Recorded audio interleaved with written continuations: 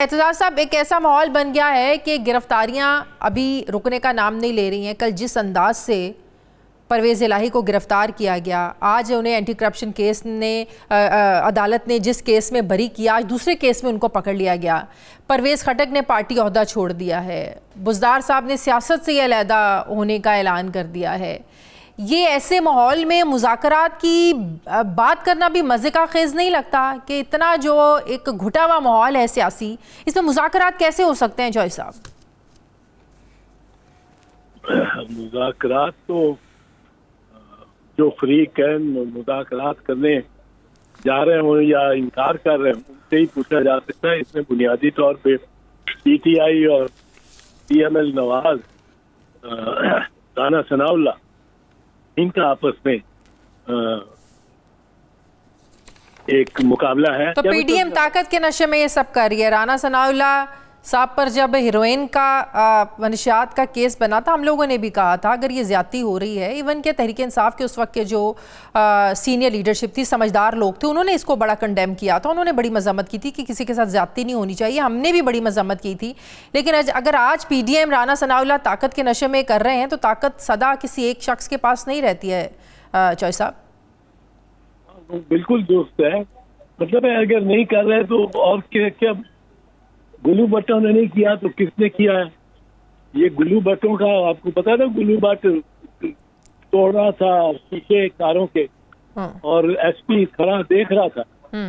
2014 की बात कर रहे हैं आप जी, और मॉडल का वो हाँ जी ये उस लॉ मिनिस्टर थे पंजाब के और वो इस ऑपरेशन के इंचार्ज थे, और ये वो SP को पास गुल्लू भट्ट जाता है तो उसको गले लगाता है और उसको शाबाश देता है।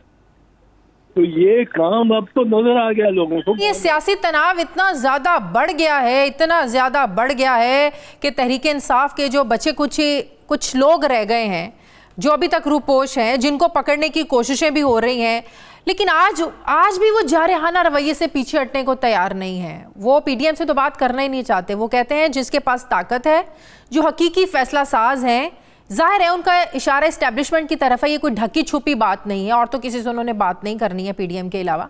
तो क्या इस माहौल में एस्टेब्लिशमेंट उनसे बात करेगी चॉय साहब, या करनी चाहिए? नहीं, बात डायलॉग तो हर किसी से होना चाहिए। ये बहुत पेचीदा मामला, बहुत पेचीदा, और हमें भी बड़ा इसमें मतलब है, हम भी काफी कुछ तक में बैठा दिया है मूल लीगल वालों ने। जिस तरह की इन्होंने जो लहजा इख्तियार किया जजों के खिलाफ, चीफ जस्टिस के खिलाफ, कभी सुना कभी बर्दाश्त नहीं किया गया था।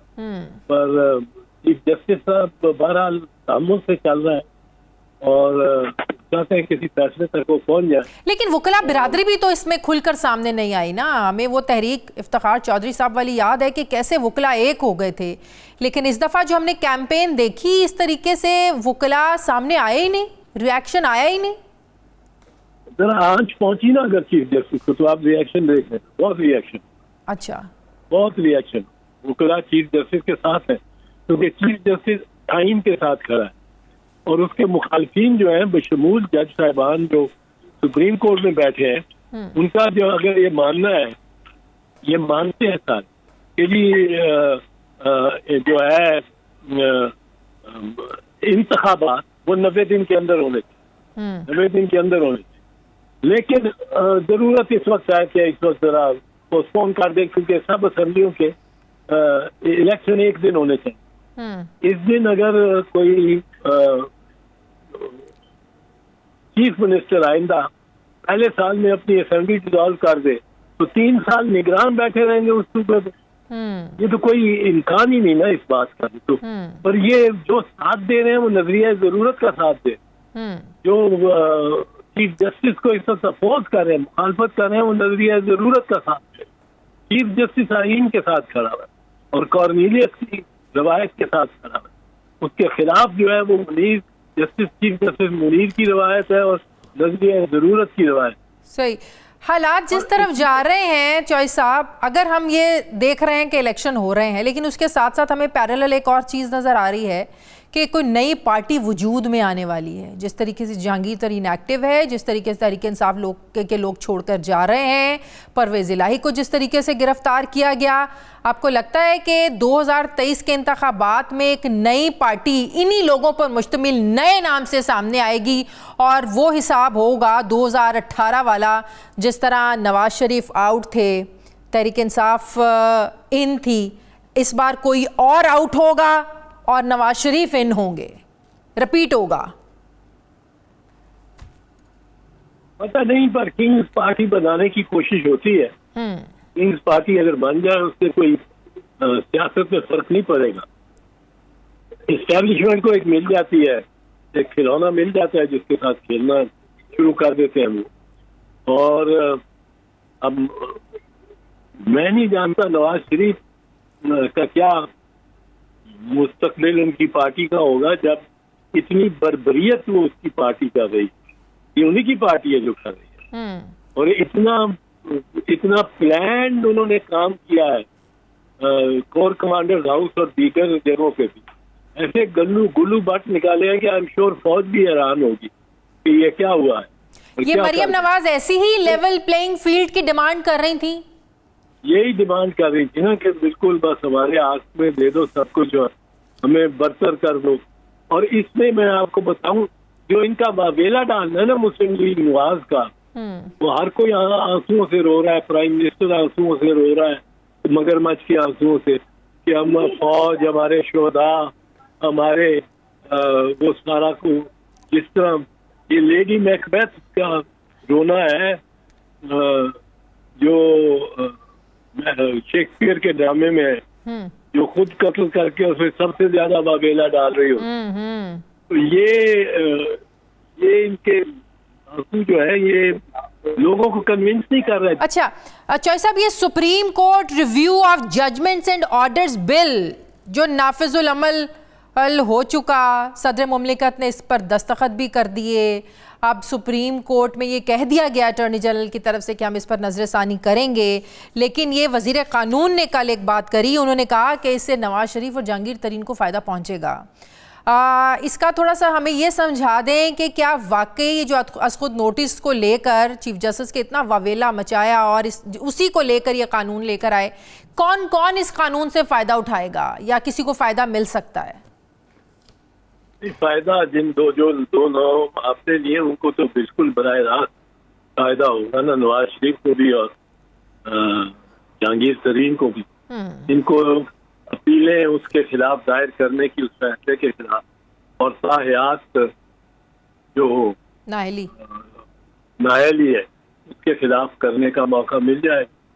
तो ये इसमें ये और बात है कि ये क्या आइन की में तरमीम किए बगैर ये हक अपील का हम दे सकते थे? नहीं कि नहीं, क्योंकि सिर्फ नवाज शरीफ और जहांगीर तरीन का ही तो फैसला नहीं है, इसमें फैसला होना है 184(3) के इख्तियारात का, जो के इसको मोटो के इख्तियारात है, जो सैकड़ों क्या हजारों क्या शायद लाखों अफराद को जिनके फैसलों के तहत कोई हकूक मिले हों।